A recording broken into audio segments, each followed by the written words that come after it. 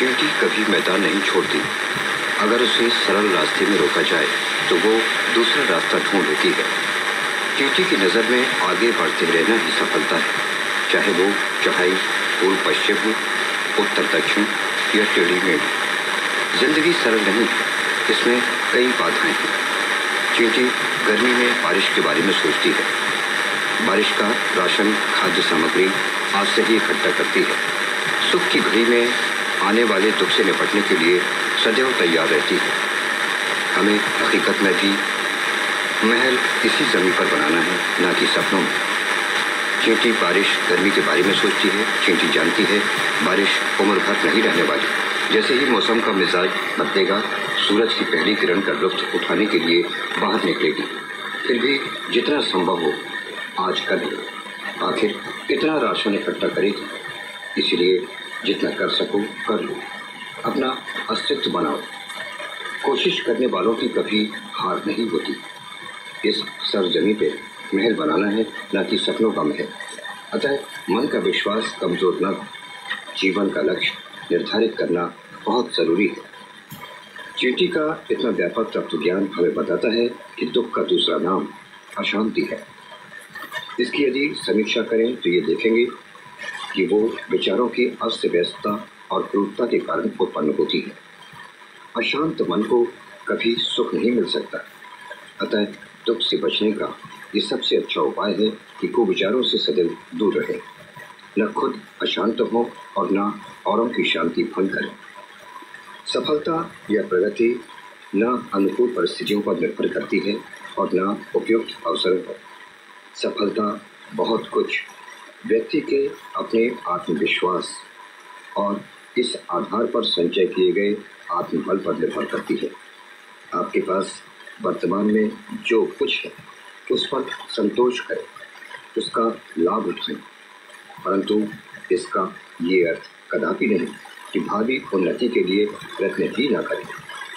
संतोष का अर्थ हाथ पर हाथ धरे बैठे रहना ही नहीं, बल्कि वर्तमान से संतुष्ट रहकर भावी उन्नति के लिए धैर्यपूर्वक प्रयत्नशील रहना शांति के लिए अति आवश्यक है।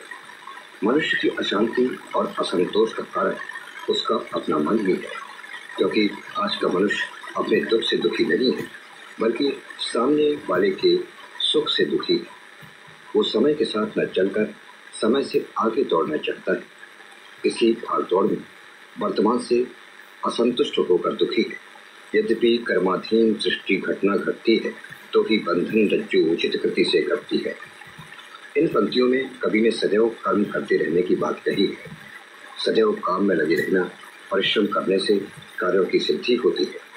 केवल विचार करने या योजना बनाते रहने से कभी हम लक्ष्य की प्राप्ति नहीं कर सकते। असंतुलित बिना साधा हुआ मन ऐसी परिस्थितियों में घसीटता रहता है। इस संबंध में एक और महत्वपूर्ण बात यह है कि स्वार्थपूर्ण जीवन में मनुष्य को स्थायी शांति नहीं मिलती और न ऐसे जीवन से संतोष ही मिलता है। परमार्थ प्रधान कार्यों से ही मनुष्य शांति का अनुभव करता है।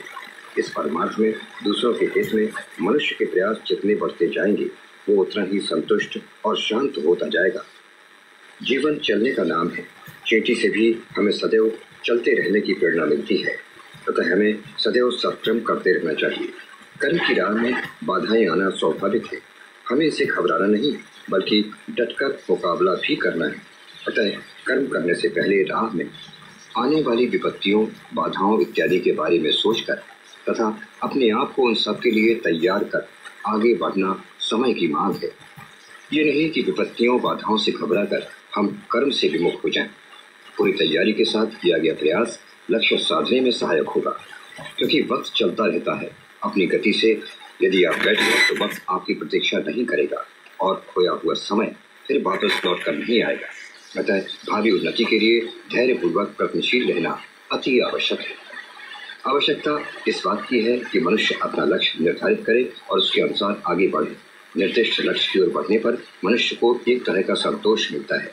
अपने भाग को बदलने का सही उपाय है नकारात्मक भावनाओं, विचारधाराओं का त्याग और भूतकाल में मिली सफलताओं को याद रखना।